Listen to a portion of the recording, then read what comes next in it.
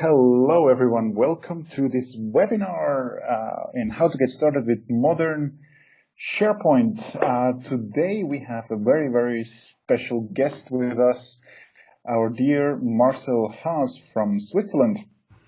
So Marcel, please introduce yourself quickly. Yes, thank you very much for having me today.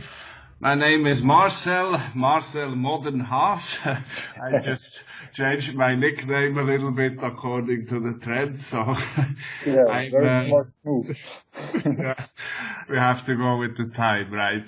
Exactly. So my role is I'm a digital workplace architect at CNext here in Switzerland, and yeah, as I said, I'm into all this modern stuff, and I'm very happy to show some of the cool new features today in your webinar. Very cool. Marcel, so maybe quickly in a few sentences, tell us what CNext is doing in Switzerland.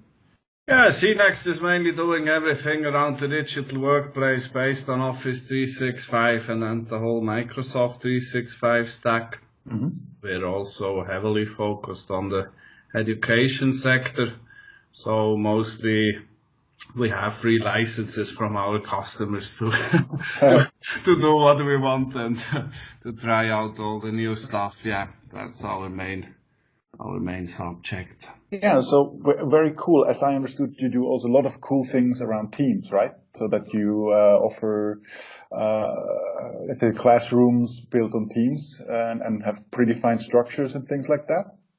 Yeah, that is a great, not that new offering, but for a lot of customers, new thing is the classroom in Teams. So we're heavily focused on the connection of SharePoint or any kind of services within Teams.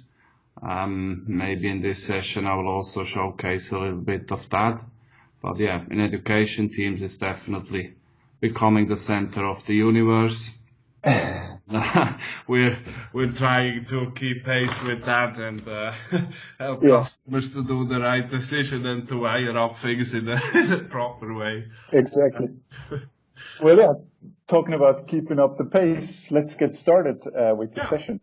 Thank you so much. Maybe we can start with a little overview.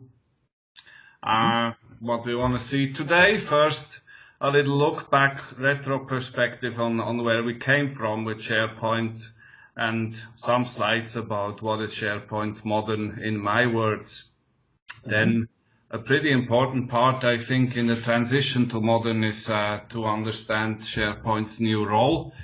So I want to give you a little bit of guidance or experiences which we were able to collect on what could be a good approach to transition from classic to modern. Then the three most important concepts around sites. As we only have 45 minutes today, I just focus on com sites, team sites and hub sites, and I will leave out a lot of other details which we partly will just cover in the live building and live demo session. So I think, hub sites, one of the key concepts to demonstrate today. I hope that's fine with you. Absolutely. Looks like a very interesting agenda you have drafted up for us today. I hope so. We have kind of some slides, so I would try to go a bit fast through slides. And, if attendees have any questions, we can just follow up on them later. Okay. All right. I'm in SharePoint since 2006, so I actually started with SharePoint 2003 and 2007 as a platform. And at this point of time, SharePoint was clearly the center of the universe. I mean, you are also into SharePoint more or less the same time. And SharePoint was always the thing in the middle, and everything around was kind of trying to integrate there. So classic centralized approach, pretty heavy and not flexible. If we see today, if SharePoint is still the center of the universe, then maybe we have to see that also Teams could be a center of the universe. And I think we have to understand that we have tons of different services within the Office 365 ecosystem, so that there is no real center anymore, in my opinion. We have all these services, we have all this new event-driven and microservice-driven architecture, so it totally changes the role of SharePoint. And I think that's one of the key concepts to understand if we shift to modern. Very interesting. So work like a network, a lot of people say outside. So you would say that services, they become more and more like a network themselves. So it's not only centralized, things are distributed, services are distributed, data is distributed. So you basically connect them and bind the dots together in terms of what type of information you would need for which use case. Yeah, but I mean, a lot of times I call myself also kind of a Lego brick build, which is, we have all this complexity of these services or the capabilities just wrapped into little Lego bricks, which we can take and combine, because everything is basically is a service and is providing an interface and is connected out of the box. So that means, SharePoint, in my opinion, is not the center of the universe anymore as he was before, but still plays an extremely significant role. And I think if we shift to modern, it's one of the key points to understand is really, okay, if you want to build a new information architecture, what role SharePoint really plays there. Yeah, you were talking a lot about information canvas. I really love this term what you use. So it's really maybe if I try to recite what you have said, that it's really a platform to surface information on the right context in terms of information publishing. So you want to present the right company communication or information to the right time to the right user when they really need it. And basically teams will be the wrapper of all these things together, which will kind of consolidate all the services and tools which are there flying around in the back end. So basically you have teams where you do the work, but you have SharePoint where you actually communicate. Yeah, and where your content actually lives, or maybe doesn't even live there. It's just brought there, let's say, surfaced on a page, for example. And mostly it's served through Office 365 connectors, which are part of Teams, but also part of SharePoint, or then SharePoint framework, which is there to aggregate the data. So this content canvas thing is definitely one of the ideas I will also cover a bit later with 1-2 slides. And I think you're totally right, because most of our users, when they saw Office 365, they were kind of overwhelmed. With possibilities. And I mean, Habit is doing a great job to explain the user what's where and how to use it. But on the other side, what we see is, especially in education where Teams is just kind of a must, and it's growing very fast organically, we see that users love kind of one interface. And I think Teams is just really at the beginning, but currently we can see a lot of, let's say, ideas which I think will just get stronger over time. Yeah. Cool. Yeah, I mean, to enable this network structure, we also got new data structures. So basically, everything turned into a graph. We have now one endpoint to rule them all, which is pretty significant, because, I mean, everyone who did SharePoint development knew how hard it was to get content from all these interfaces, combine it, surface it, and so on. I think now with Graph, as I said, new data structures and new APIs, we got a lot of power for integration or extension of SharePoint with no-code and low-code solutions. Mm. Yeah, me as an absolute Lord of the Rings fan, I'm obviously a big fan of your term, one endpoint to rule them all. But very interesting, very interesting, Marcel. Thank you.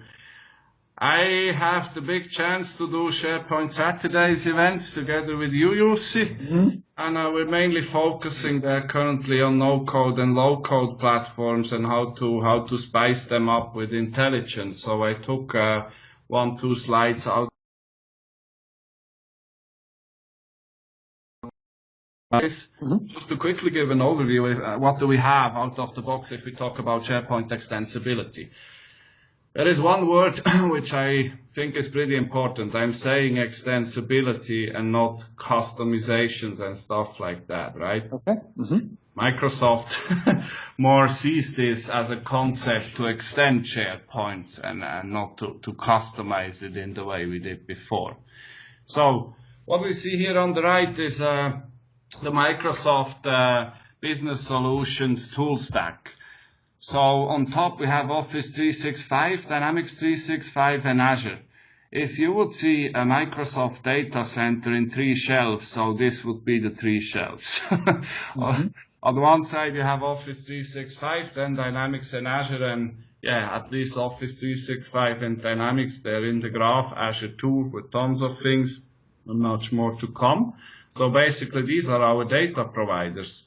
Then down there we have our tools for visualization, interaction with data, it's Power BI. Then we have Power Apps, obviously to create apps, mobile and to desktop, Microsoft Flow, which I more see not as a replacement of any kind of SharePoint designer workflow stuff. It's more like an end-to-end connectivity thing. On the left we see graph, and on the right we see a brain for intelligence. So extremely important is also that we can nowadays use all these intelligence capabilities from Microsoft to integrate them easily in the citizen developer tool stack. So I mean, this is the thing what we talk about in our sessions in SharePoint Saturdays. So nowadays with this tool stack, what you just have presented, Marcel, it's even for, let's say, normal guys like you and me are, possible to create very, very complex and very intelligent business solutions. So where we can actually incorporate machine learning and or let's say artificial intelligence and bot framework and things like that fairly easily, which probably would have been quite impossible a few years ago, right? Yeah, definitely. I mean, at least for me, this is a new world. I mean, about complex and not complex, yeah, there's a big discussion, I think, currently also in the community about what citizen development in the way we are intended to use it now, if it's good or not, or if it's enterprise ready or not. But I don't want to focus on that too much. I mean, for me, it's more showcasing what Microsoft's ideas were and how we can use them in real life. But yeah, I mean, we're very much at the beginning here in this area, and let's see where we're heading. Yeah. Interesting times ahead. Yeah. I think, the whole cloud move, it's incredible, because if we see how systems were designed before, it would just not be like possible to build a tool stack like that, which is that integrated out of the box and that powerful, basically. Mm. Yeah, so try it. We'll see that in the demo a bit later. How Yoda says, do it or don't do it. There is no try. but maybe here it is still a try at this stage. We should give it a try. Yeah, it's a good point where we really are currently. But yeah. Okay, maybe some words about modern SharePoint. I mean, yeah, this is where I started, and I think a lot of people started. I remember the pain. Yeah, I was basically heavily customizing master pages and all this kind of stuff, and make things look as customer wanted, and was always hard. So I think the key message should be we should really stop with classic things and start to love modern. But yeah, we cannot say at the current point of time that Modern would be the overall solution for everything. I mean, Microsoft is creating everything new in the cloud, basically with our help and with every user's help, and it's a big journey. So for me, it's more, I think, the journey which is going on, and I just want to say that a lot of stuff in Modern is, in my opinion, ready to use. And that's the purpose of this webinar and the presentation, yeah? Yeah, exactly. So Modern quickly, maybe in your point of view, I mean, it's called Modern, right? But it has been out already for a while. So it will probably not always be called Modern. What do you think it will be called in your point of view later on? That's a thing I'm asking myself since quite a while. I can't give you an appropriate answer here, but I hope Microsoft has one. Yeah, let's see what they come up with. Yeah. No, I mean, this modern thing, even if we compare to, let's be honest, if we compare the web to the web world in general, it's nothing modern. It's adoption of, let's say it's just keeping up to the standards. Yeah. But there's a lot of great new stuff, so I'm very much in love with Modern, and when I have to do classic, it gets hard for me. So I feel your pain, man. Yeah. No, maybe just to recap 1-2 points which I also mentioned before. I mean, SharePoint Modern is really a part of a bigger story, right? It's a total mind shift. I don't know, in our company, I mean, we're all into SharePoint since quite a while. We maybe weren't that strong in the area of JavaScript and so on, but we had a good basic plan, and we see every day that we totally have to shift our skills, tools, models, and so on. So yeah, in my opinion, Modern also requires the real transition of your company. Yeah. If you're a service provider like us, it's crucial. Yeah. Okay, maybe a little bit about SharePoint's new role. I showed you this slide, which I always loved. SharePoint is the center of the universe. So I'm still searching for that. This is an official Microsoft slide, and we still see that SharePoint can be seen kind of the center, but for certain, I would say, for a clearer direction, and not just as before, where we try to just add and run everything on SharePoint, and most of the funds ended up in a pretty creepy state. But Microsoft is giving us points to extend and points to integrate, and I think their SharePoint is really still kind of the center.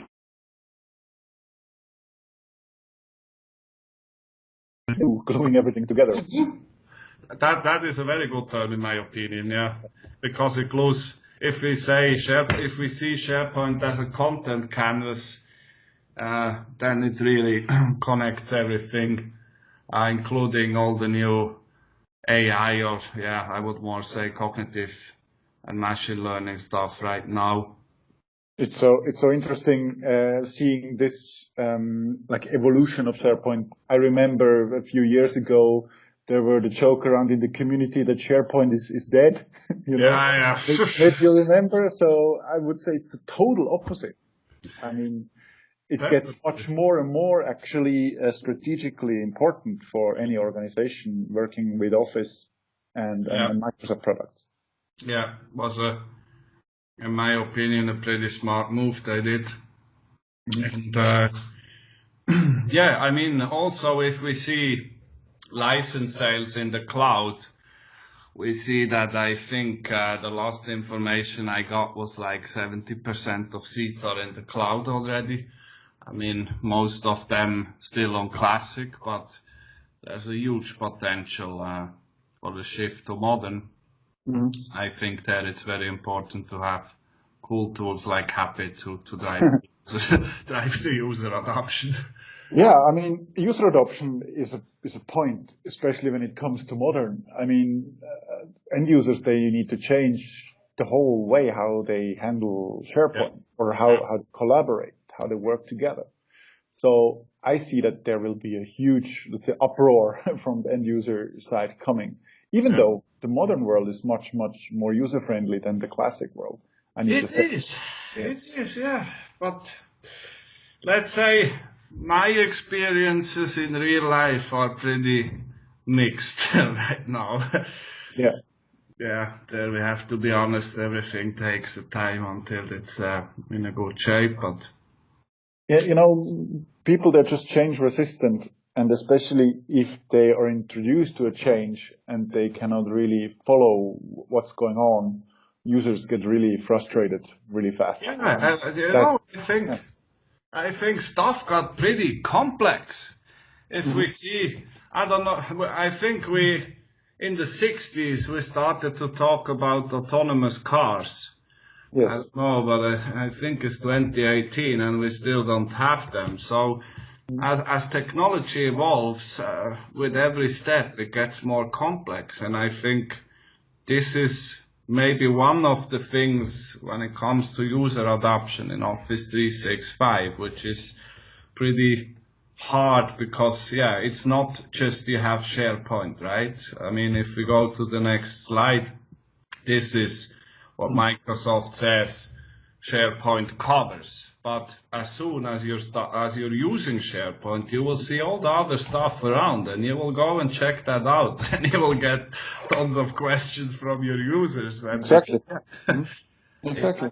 It takes, I would say, the basic onboarding just got more complex because you have a whole tool stack and you don't have just a SharePoint browser-based thing, which you maybe were used before from websites or any other kind of technology. Exactly. So SharePoint just doesn't live anymore only in sites. It lives everywhere. And it gets boring, let's say, if you only use it like you used it before, because, you might have nice and mobile-ready stuff, but if you want to unlock the real value, you really have to open your mind and see all the possibilities. Yeah. So the problem we see here that there is a saying in Switzerland, as you say, people don't see the forest anymore because of those many trees around them. Exactly this. Yeah. This is exactly what is happening in here, and I think that is the key thing to solve when it comes to user adoption in the modern world. Yeah. So what is the value? What is the use case? How can I get my shit done as fast as possible in the most easiest way without getting distracted from all the new fancy stuff laying around? Yeah. And I mean, compared to what it costs and what you get, I mean, it's unbeatable what Office 365 brings and what it costs the customer in the end is amazing in my point of view. Definitely. Yeah. I just think, it really takes a while until an organization is really able to unlock the value from a broader point of view. But it's a transition. So I have a next slide. I tried to create the formula here for transition to modern, and I ended up with the triple R formula.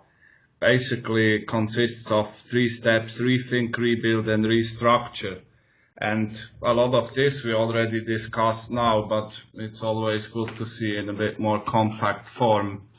Maybe some points about the first R, the first step.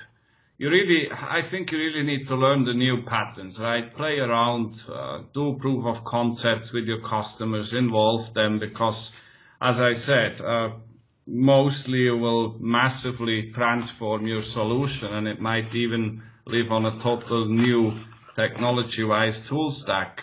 Mm-hmm. So we have to get familiar with that, and we should really forget about the past. For example, I'm doing modern since modern exists, and we have. You're one of the pioneers, so to say. Yeah, pioneers. I just was very happy to get something new after some hard years out in the field. Classic. I think, yeah, that's pretty important to totally forget about the past. Not totally, you know what I mean, but forget about concepts and the way you thought before, because it will just suck your time when it comes to transition, and it will take time. For me, I would say maybe after 1.5 years, I really started to think a bit more in the modern way also when it comes to information architecture and everything.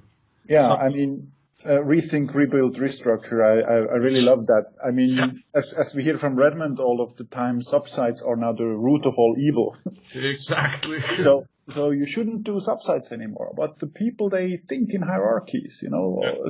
Since years we are conditioned in thinking in hierarchies, and now Microsoft comes, okay, forget about hierarchies, think about site collections, think about flat hierarchies, think about logical connections through hub sites and surfacing information, aggregating information through that. This is a very, very new concept for most of the people. For us who are a bit tech savvy and are, let's say, educating ourselves all the time, we can follow how it goes. But I will see a big, big impact on the end user side on this one. I mean, we already tried it with get rid of folders, right? It's impossible. People think in folders and hierarchies, even though we know on some use cases this concept doesn't work at all. But some use cases it works very, really well. And I think we need to find the right balance here. So it's, you know, the world is not black and white. It's like 50 shades of gray, as I always say. Yeah, and that's a good, also, I would say a good word about where we should shift as a service provider, because let's say if you transition to modern, it's always good to cut off the old stuff. Just go and analyze what features were used, what wasn't used, and make your customer aware of that it could make sense to leave away some stuff or just easily migrate it to the cloud and not, let's say, put everything in a new structure, kind of one-to-one you had before. So you're anyway ending up rebuilding stuff, so it's a good chance to really rebuild and to cut off waste. Okay. Marcel, we have about a bit over 10 minutes still left. Is it still some slides you want to show, or do you want to show some demos? I would switch to the demos. One of the interesting things I have for you today is this concept of hub sites, which you want to look in a bit deeper. So hub sites, they're pretty new, right? For those who are not familiar with hub sites yet, so hub sites is a type of a communication site where you can connect other communication sites and team sites together, right? Yeah. I have a good slide. Also, this one stolen from Microsoft. It's about, sorry, I have to switch again. No worries. So, look, this slide here gives a very cool explanation from my point of view what's a hub site. I mean, before you implemented logical hierarchical structures based on sites and subsites, some companies were already using like a heavy site collection approach, so they wouldn't create a lot of subsites, mainly site collections. But this thing here brings together, first of all, both types of your modern sites. So it means you can create a hub and add a team and a comm site. You can add them mixed.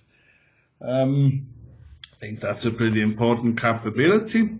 The big plus of a hub site is that a hub site shares some configuration with their children. For example, they get a common navigation, they get a common look like theme and layout, they get a search scope, which is really important for content rollup, for example, or dedicated search in a certain area. And news and activity rollup, that's also cool. So if you have news, we will just see that now. You can all group them into a hub site. Maybe I want to give you one little example now where I just stumbled upon lately. If we look at the demo environment, So Marcel, just quickly, would you say that the classical internet portal is somehow now obsolete or dead? Yeah. So Yeah. you would have then several portal sites, and each one of those portal sites has its own context. But Yeah. you wouldn't have, let's say, a mega menu, something where you could navigate throughout your organizational structure. Yeah, but without the hub site, let's say you would just create different site collections, and you would need to build the whole navigation. You would need to take care of all the other settings like the layout and so on. Yeah, so it's kind of, I would say if you want to build an information architecture in SharePoint, you will definitely need hub sites. Yeah. To structure. Otherwise, I mean, I built things without hub sites. I just ended up with a lot of manual links, or I ended up with rollups based on the content highlight web part. But also this stuff is pretty limited. So hub sites are a good answer. Currently, you can only use 50 hub sites, and there is one thing which I stumbled upon is you cannot create as many hierarchies as you want. I want to give you an example here in my demo environment. So this is a standard SharePoint Modern. What you see here is, some news, important apps. Here we have all our relevant site. This is actually a new web part which came out with the PNP starter kit. It's pretty cool because sometimes, or mostly in modern internet world, we see that users are searching for their stuff. Look up here. Here we have a navigation, we have a logo, and this stuff is coming from the hub site now.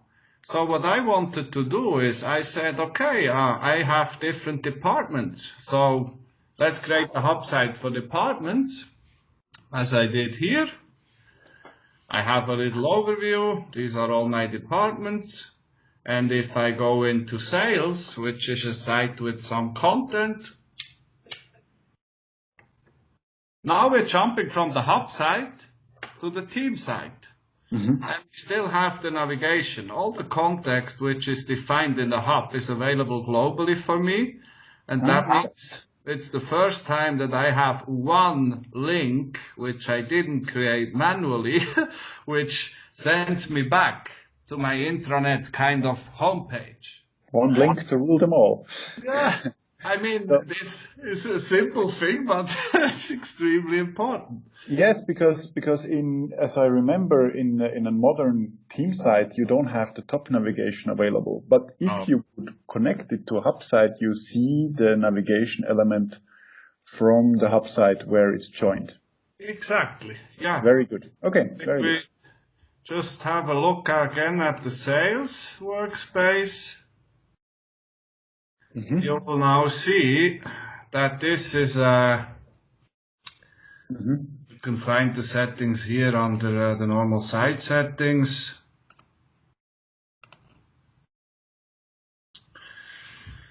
You can now see that this site is associated with the hub controls of farming.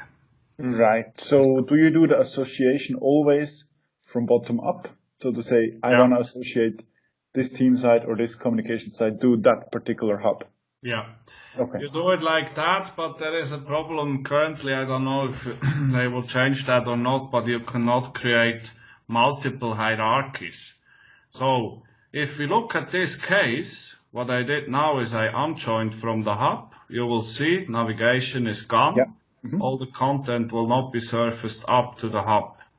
But you cannot create multiple hierarchies. In my demo case here, it would make sense to have all my departments. Let me go back the manual way. As contoso intranet. So I have a structure like this farm here, Contoso farm. They have these departments. So I wanted to let's say, hubify this hub site into some higher level. So I could like group all the departments under the whole intranet. But this wasn't possible for now.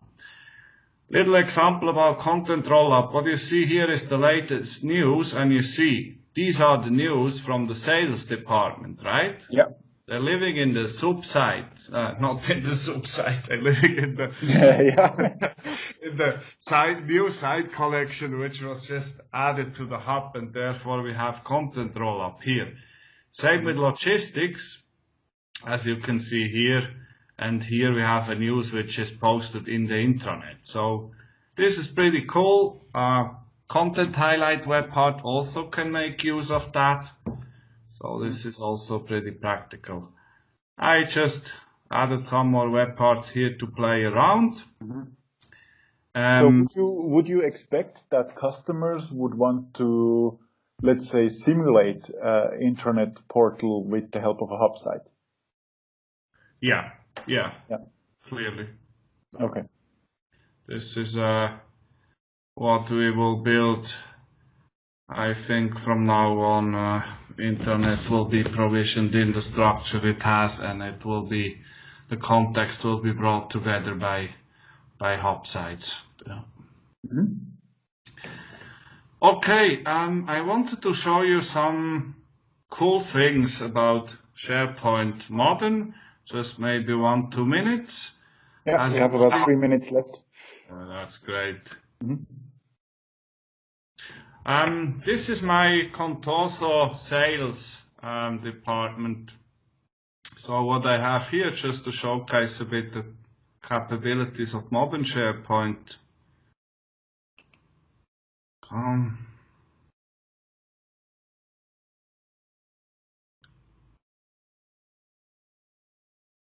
So, all right. Look, I talked about connectors, right? Office 365 connectors, everything is integrated.